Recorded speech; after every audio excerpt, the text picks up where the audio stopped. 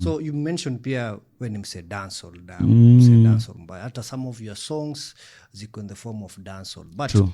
the question will be, in Kenya, the dancehall scene is not as big as other industries, right?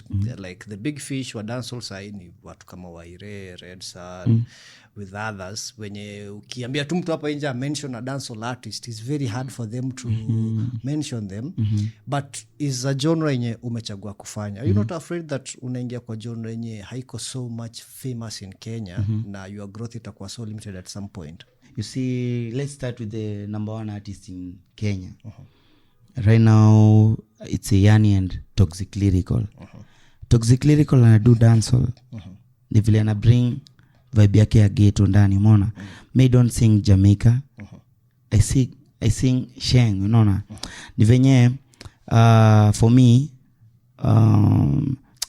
siko comfortable na beats zenye hawa si wengine wananitengenezea. Okay, those zinanibamba, but when I like nikichukua beat ya Jamaica na niweke vibe yangu ndani, I feel like that's me, you know.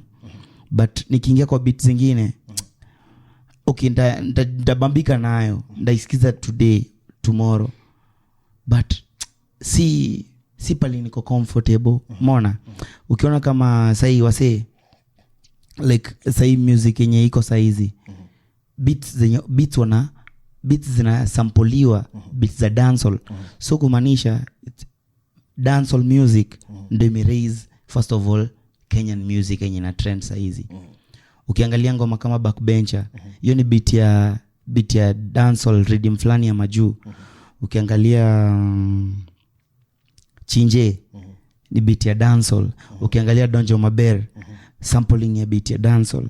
So it will, okay, at the end of the day, mina bring to your vibe yenye inaendelea kwa Kenyan scene, but with my own spice, mona. Like Psycho copy spice ya mse, spice ya Seta Bambam in that beat.